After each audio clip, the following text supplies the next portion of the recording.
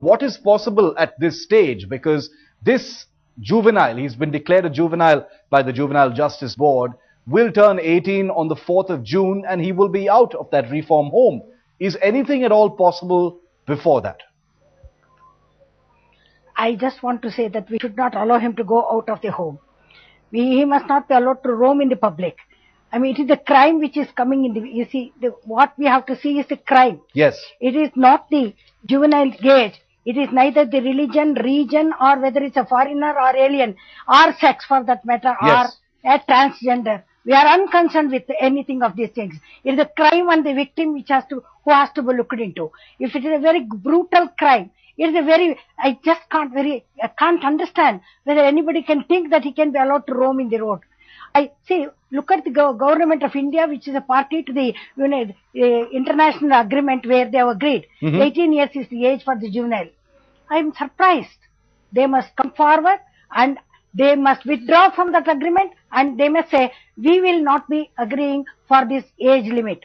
Similarly, in UK and other places, in the rarest of rare cases, age will not come in the way. Similarly, in India also, they must look into it and then amend the law. I am against the Verma's committee's report regarding this juvenile.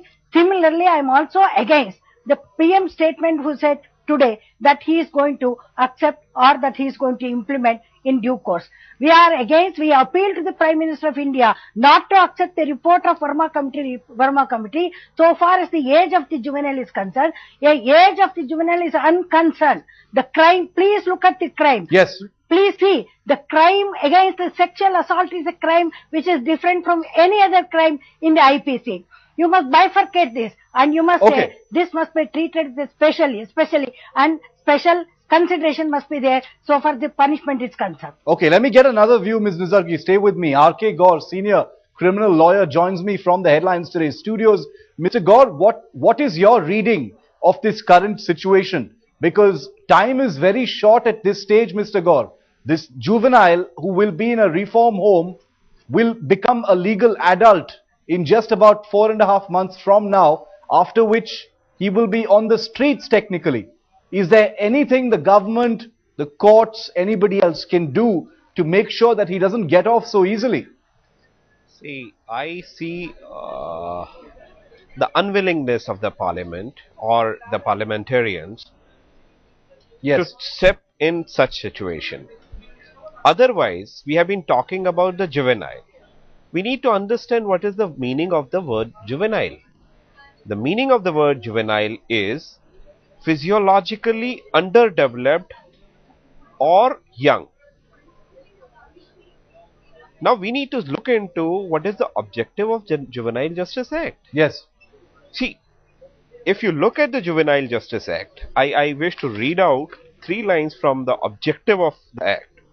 And that is an act to consolidate and amend the law relating to juveniles in conflict with the law and children in need of care and protection. Yes. Mind it, children in need of care and protection by providing for proper care, protection and treatment by catering to their development needs. So, the act was to create the protection or a treatment to the criminals. Yes. Juvenile offenders. Okay, okay. So, we need to go a little deeper into the legal nitty-gritty. Mr. Gaur, stay with me. I'd like to get a little bit more deeper, like you rightly said, because we have to talk about specifics at this stage.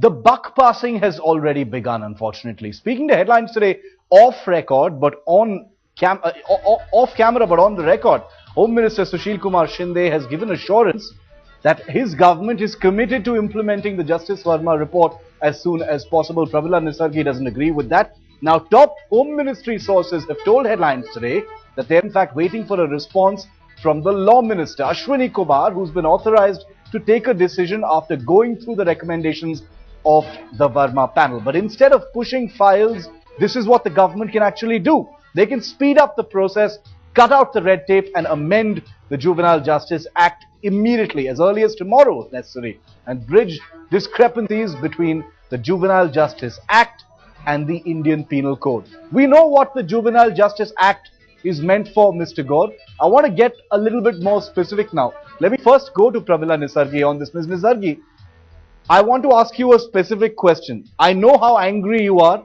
about, just how unfair it all seems that the government is not moving quickly on this. I want to appeal to your expert view on this. What can the government do at this stage? What can Parliament do at this stage? Can they amend the Juvenile Justice Act right now, and can they remove the bar on retrospective application of that amended law so that this juvenile serves jail time? Is that possible, Ms. Nizargi? See, where there is a will, there is a way. They must find out the ways and means, by what means they can do that.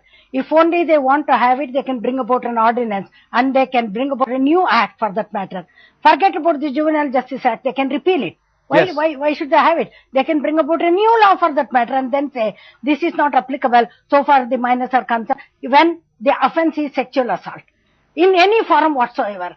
Whether he is a minor or any, it makes no difference. They must amend the definition of a juvenile. Exceptions must be brought about there, and they say it shall not apply even assuming that he is a minor. That's how they can do that. After all, Gandhiji wanted to say, give me one day, I will bring about prohibition in the entire country. I wish that such Mahatma Gandhi is necessary now, and we must bring about a law which is applicable, which is we can accept. Women can feel that they are safe in the country. Otherwise, we feel that this government is of no use so far as women are concerned. They are neglecting women and they are not taking care. Our dignity is at stake. Okay. Our women's dignity in India is at stake. No, you make a very important point, Ms. Nizargi. You say that where there is a will, there is a way. It does not matter how little time there is. If the government wants to do it, they have the power to do it. If Parliament wants to do it, they have the power to do it. Where there is a will, there is a way. Mr. Gaur, what is that way? What is the way? If, where there is a will, there is a way. What is the way? I have seen that way in Vodafone's case. In Vodafone's tax evasion case, yes, the government overnight, they moved so fast in Parliament. They enacted our ordinance, they enacted the law overnight, and they implemented it. Right. And that too retrospectively, mind it. So, if the government wants, it can do it in a month's time. 4.5 months is a long time. You make a very good point, Mr. Gaur. I completely accept what you're saying. Where there's a will, there's a way. If they want to do it in 1 month, they can. R.K. Gaur, Pramila Nizargi, we're out of time on this discussion. Thanks very much.